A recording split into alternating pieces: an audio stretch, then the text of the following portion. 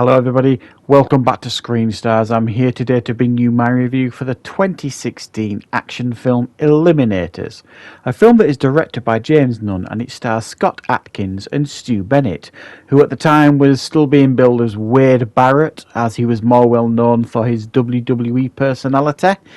So I think it was last year. It might have been the year before, but I think it was last year. I kind of made a commitment. I was going to watch as many Scott Adkins films as possible and review them as I was starting to get interested in his back catalogue. That kind of fell by the wayside a little bit, but I'm going to try and pick that up now and watch some more of his action films. So as I said, this came out in 2016 and it focuses on Scott Adkins' character Thomas, who essentially is in like a witness protection program in the UK, even though we all know Scott Adkins is actually English. He's playing an American in this film. Is a former agent who is in the witness protection program. His cover is blown, however, when some burglars break into his house and he ends up having to kill them. His face is plastered all over the news, and James Cosmo's character, Cooper, who has got a past relationship with Scott Adkins' character, wants him dead, so he hires Europe's most lethal hitman, Bishop, played by Stu Bennett. It then becomes a cat and mouse situation. Scott Adkins has got to try and evade this Bishop character in order to stay alive, but also to try and get to his daughter and keep her safe. And it all continues on from there. What are my thoughts on Eliminators? Well, actually, I mean, for a fairly standard action film, this is pretty good. It's nothing any of us haven't seen before. It's a storyline that is overused. Even in Scott Adkins films, I've seen a few Scott Adkins films, where he's, a father protecting a child sort of thing. He's got a dark, dingy past. He's got to try and move forward with his life and stop the bad guys from killing him and his daughter or his son or whatever. It's an overused story, but it is put into pretty good effect here. I think why it works is I think Scott Adkins is fine. He always plays like, he's like a good father with his kid. He's got a good relationship with his kid here in this film sort of thing. But also there's a level of vulnerability to his character as well. He's not like invincible or anything like that. That always works well, I think, in his films when he portrays that kind of action star. And Stu Bennett actually does a pretty good job here as his hitman. Now he's arguably one of the worst hitmen ever because he just kills everybody in his sight. But it's quite an interesting scenario with him, like, chasing after Scott Adkins' character and always tracking him down, always figuring out where he is, and then it's, it triggers this action sequence.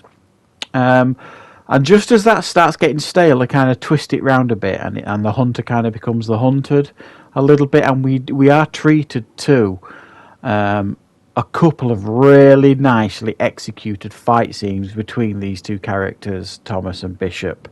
And they both utilise their strengths. Obviously, you get the martial arts side of it from Adkins, and you get this brutish fighter Bishop, and they utilise some of his obviously well-known wrestling moves into his fight scenes with Adkins. So they both complement each other really, really well, and they are very watchable fight scenes.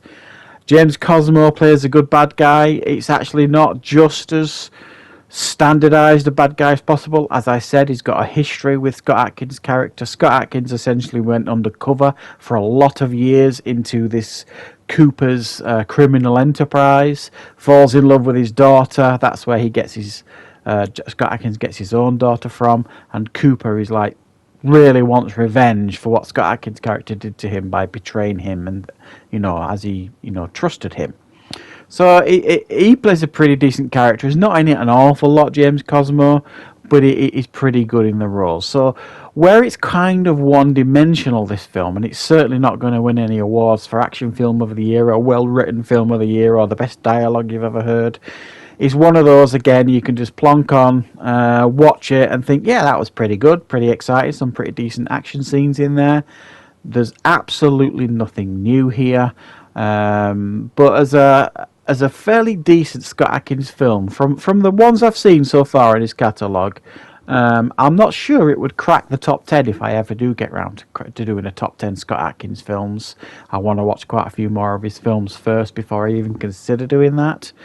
I'm not sure it would be in there right now, but I thought it was alright.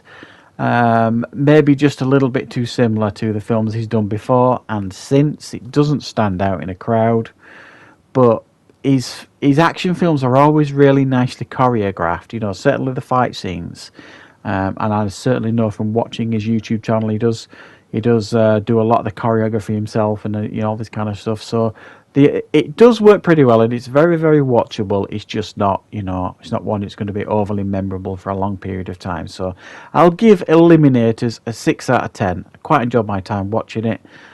So yeah, if you're thinking of checking this one out, please do so, guys. I hope you enjoyed this review. I will be back with more content and reviews on the channel very, very soon.